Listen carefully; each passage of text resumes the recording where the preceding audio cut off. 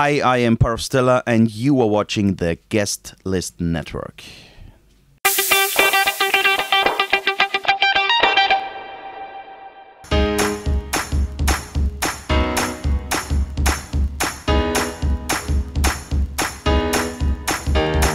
You used me up without turning a head. I tried to escape just to find myself caught up in the same old game. Oh, yeah. Is this your only your second time in London? I had a show in an arts gallery a few years ago here in London, but in London I think it's the second time, you're right. Okay, and what do you think of us as a crowd? Well, it was amazing. At Coco it was really like an orgasm, you know, we had goosebumps, and it was such a... you know, there are some shows where you have no description for it, no words for it, and this was definitely one of these shows where it was like a blast. You started your career like about 7 years ago in house, and you were a graphic designer before then? Is that right? Or you were doing like various other things, you became a DJ and then you moved into music production? Well, you know, it was more than, it was about, my music career started 15 years ago, you know, but it takes some time that somebody recognizes your work. Okay.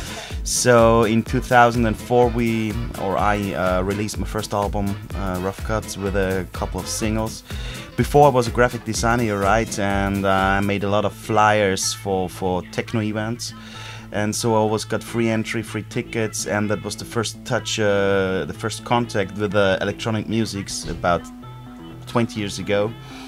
So at the beginning I thought, oh my god, this is so easy, just a bum, and I had a bet with a friend. I said, this is easy, I can do that by myself, and they said, okay, let's try it. And I tried it, and quickly realized that it's not that easy, but I was into the music from the beginning on, and then, you know, graphic design and artists getting less, and music was my passion from.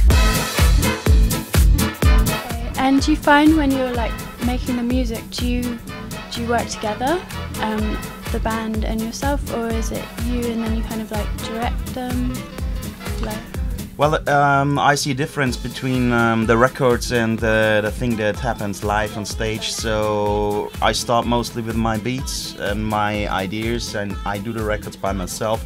Sometimes the bass player or the trumpet player, of course, they join me in the studio, but mostly it comes from myself. But in my opinion, it's very important to give people in a live situation something different than on the record, because it would be boring for me to present just the same stuff than they have on record. So we always try to work out something different live on stage, and this is writing the album again in a different style, and this is where the whole band is influenced much more than I am.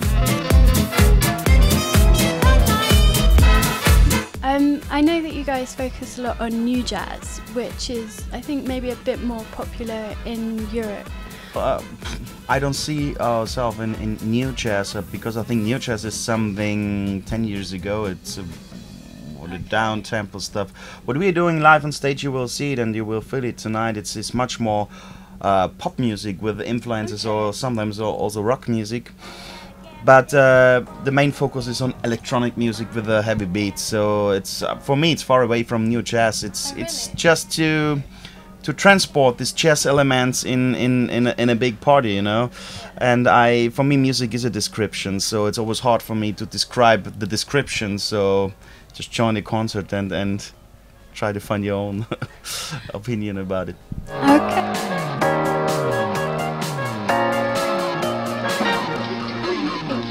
Big shot. Yeah. Down there, filthy with fun. Now I'm going to ask some silly questions because we always do that, so slightly more silly, entirely silly. First of all, if you were in the circus, if you ran away to the circus today, what kind of circus? Circus like, you know, trapeze artists and clowns. Yeah. Yeah. What kind of circus performer would you be? Oh, maybe a horse or the director, not even an artist who is in danger.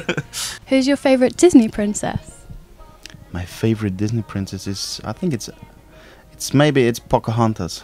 Oh, why Pocahontas? Well, she looks like my wife. You kept me in emotional strain. You gave me nothing but heartache and pain. 5 years I hoped against hope. Oh yeah. 5 years I hoped against hope. Oh yeah.